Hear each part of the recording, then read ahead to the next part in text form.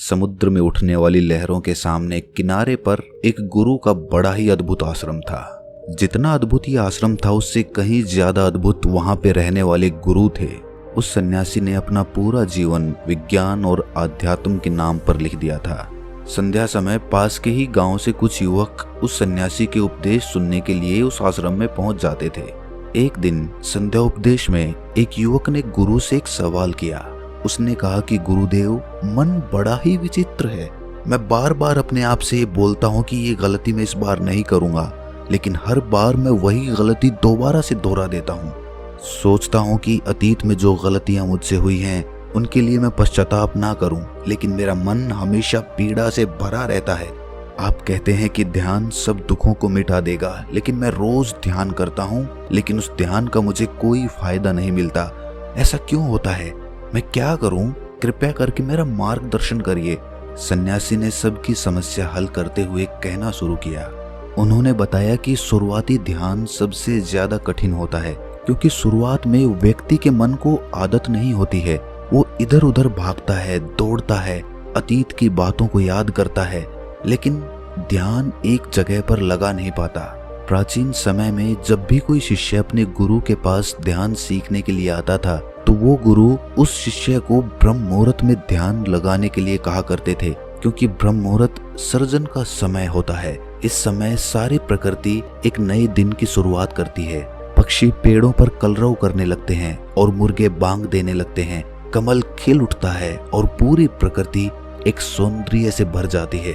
प्राचीन शास्त्रों के अनुसार 24 घंटों को 30 मुहूर्त में बांटा गया है, जिसमें हर एक मुहूर्त 48 मिनट का होता है। ब्रह्म मुहूर्त की शुरुआत सूर्योदय से 1 घंटा 36 मिनट पहले हो जाती है।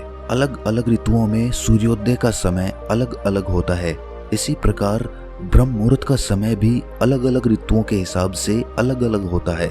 गर्मियों के दिनों में अगर सूर्य 6 बजे उदय हो रहा है, तो ब्रह्म मुहूर्त की शुरुआत इससे 1 घंटा 36 मिनट पहले यानी कि 4:24 पर हो जाती है। और वहीं पर सर्दियों में सूर्य अगर 7 बजे उगता है, तो ब्रह्म मुहूर्त की शुरुआत 5:24 पर होती है। आसान भाषा में अगर बात करें तो 4 बजे से 6 बजे का समय ब्रह्म मुहूर्त का ही समय होता है। ये वो समय होता है जब मंदिर के पट खुल जाते हैं, ऋषि मुनि नदियों में स्नान करने के पश्चात ध्यान साधना में लीन हो जाते हैं।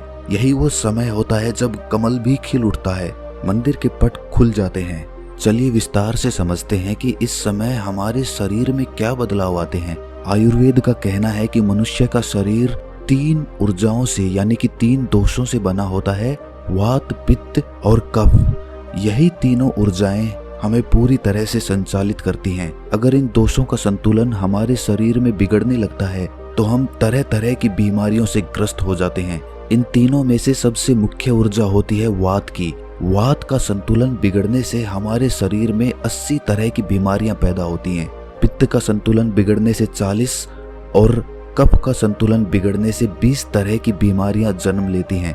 इस प्रकार इन तीनों दोषों में से वात सबसे ज्यादा महत्वपूर्ण है, और वात हमारे शरीर में सबसे ज्यादा सक्रिय सुबह के 2 बजे से 6 बजे के बीच में होता है। यानी कि ब्रह्म मुहूर्त से पहले उठने वाले लोगों का वात हमेशा संतुलन में रहता है, और इसी वजह से उनका पेट अच्छे से साफ होता है, उन्हें कोई बीमारी नहीं होती, वो हमेशा ऊर्जा से भरे हुए रहते हैं। उनका मुख कमल की तरह चमकता रहता है, उनमें असीम सौंदर्य पैदा हो जाता है।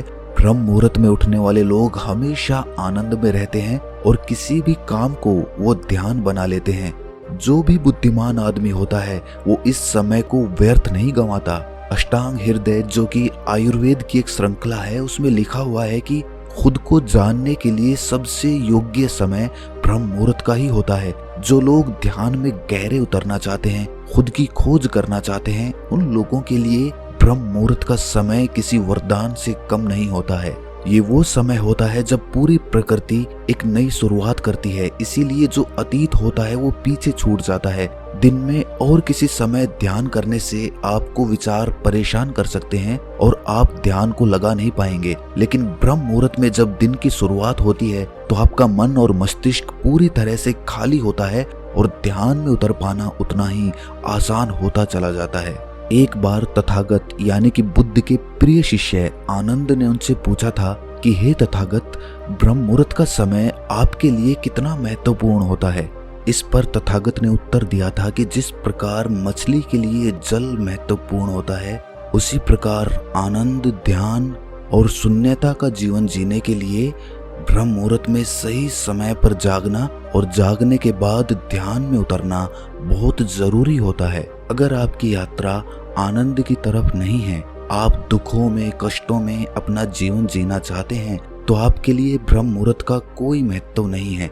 लेकिन अगर आप अपने जीवन में आनंद चाहते हैं, खुशी चाहते हैं, हमेशा ऊर्जा से भरा हुआ महसूस करना चाहते हैं, तो ये जरूरी हो जाता है कि बुद्धिमानों की तरह आपको भी ब्रह्म मुहूर्त का पूरा उपयोग उठाना चाहिए। सभी युवक ध्यान पूर्वक सन्यासी की बातें सुन रहे थे। सन्यासी ने ब्रह्म मुहूर्त पर वैज्ञानिक दृष्टिकोण पेश करते हुए सभी युवकों को बताया कि हमारे मस्तिष्क के ऊपरी हिस्से पर पीनियल ग्लैंड नाम की एक ग्रंथि होती है, जो कि मेलेटोनिन नाम का एक हार्मोन रिलीज करती है, जो हमारे शरीर में आनंद की उत्पत्ति का कारण होता है। ये वही हार्मोन होता है। जितने अच्छे से और जितनी ज्यादा मात्रा में पीनियल ग्लैंड मेलेटोनिन नाम का ये हार्मोन रिलीज करती है, उतने ही आनंदित हम रहते हैं। लेकिन जैसे ही हम सूर्य के संपर्क में आते हैं, ये मेलेटोनिन नाम का हार्मोन अपने आप नीचे गिरना चालू हो जाता है। और इसी वजह से जो लोग देरी से उठते हैं, अक्सर ऐसे लोग बिना कोई कारण ही तनाव में रहते हैं। उन्हें खुद समझ में नहीं आता कि उनके अंदर तनाव किस बात का है। छोटी छोटी बातों पर गुस्सा आना, चिड़चिड़ापन, ये सारे स्वभाव उनके अंदर पाए जाते हैं। शरीर और मन मस्तिष्क की ये सारी प्रक्रिया मेलेटोनिन नाम के हार्मोन का पीनियल ग्लैंड द्वारा ठीक से रिलीज ना हो पाना, इसी के कारण कुछ इंसानों का स्वभाव ऐसा हो जाता है। ब्रह्म मुहूर्त के बाद का मुहूर्त समुद्रम नाम से जाना जाता है, जिसमें शरीर और मन की मूवमेंट होती है। इस समय पीनियल ग्लैंड पर सूर्य की किरणें सीधी आती हैं और सेरोटोनिन नाम का एक हार्मोन रिलीज होता है, जो हमारे मन और मस्तिष्क में ऊर्जा पैदा करता है, एक ताजगी पैदा करता है, जिससे हम दिन के सभी काम कर पाते हैं। चरक संहिता में लिखा हुआ है कि जो व्यक्ति रोजाना ब्रह्म मुहूर्त में उठता है, उसकी उम्र बढ़ने की रफ्तार धीमी हो जाती है। यानी जिन लोगों के चेहरे पर समय से पहले झुर्रियां आने लगी हैं, उनके बाल पकने लगे हैं, ऐसे लोग अगर नियमित रूप से ब्रह्म मुहूर्त में जागने का अभ्यास करें, तो कुछ ही समय में वो पाएंगे कि उनके चेहरे की झुर्रियां और उनके बाल पूरी तरह से ठीक हो चुके हैं। एक युवक ने सन्यासी से सवाल किया कि गुरुदेव, कुछ लोग ब्रह्म मुहूर्त में नहीं उठ पाते हैं, ऐसे लोग किस प्रकार ब्रह्म मुहूर्त में उठने का अभ्यास कर सकते हैं? कृपया करके उसके बारे में मार्गदर्शन करें। सन्यासी ने कहना शुरू किया कि ब्रह्म मुहूर्त में जागने के लिए ये जरूरी हो जाता है कि पिछली रात्रि आप सही समय पर निद्रा में चले जाएं। अगर आप सही समय पर नींद नहीं लेंगे, तो आप ब्रह्म मुहूर्त में पूरी ऊर्जा के साथ नहीं उठ पाएंगे। आप ब्रह्म मुहूर्त में उठने के बाद भी थका थका महसूस करेंगे, आपको नींद आएंगी, झपकी आएंगी और आप पूरी तरह से ध्यान नहीं लगा पाएंगे। इसीलिए जरूरी हो जाता है कि ब्रह्म मुहूर्त के समय का पूर्णतः उपयोग करने के लिए आप योग निद्रा का अभ्यास करें। योग निद्रा में नींद गहरी होती चली जाती है और कुछ ही समय में आपकी नींद पूरी हो जाती है। जो लोग योग निद्रा का अभ्यास करना चाहते हैं, उनके लिए एक गाइडेड मेडिटेशन हमने अपने चैनल पर अपलोड किया हुआ है। उसका लिंक हम वीडियो के आखिर में डाल देंगे। आप चाहें तो सोने से पहले उस निर्देशित ध्यान का पालन कर सकते हैं, जिससे कि आप योग निद्रा का अनुभव कर पाएंगे और आपकी नींद पहले से ज्यादा अच्छी और गहरी होती जाएगी।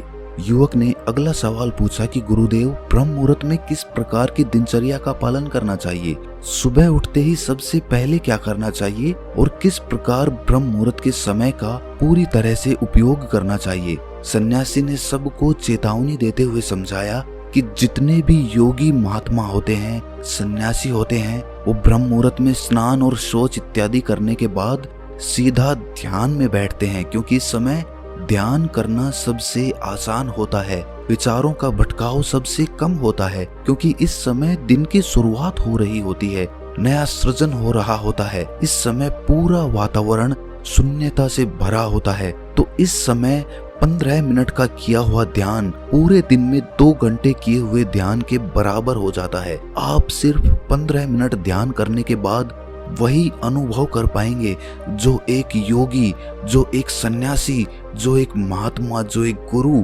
गहरे ध्यान में जाने के बाद अनुभव करता है। तो सबसे पहले ब्रह्म मुहूर्त में उठने के बाद स्नान और शौच इत्यादि करने के बाद सीधे ध्यान में प्रवेश कर लें। कोई भी ध्यान आप कर रहे हो, किसी भी प्रकार का आप ध्यान कर रहे हो, इससे कोई मायने नहीं है।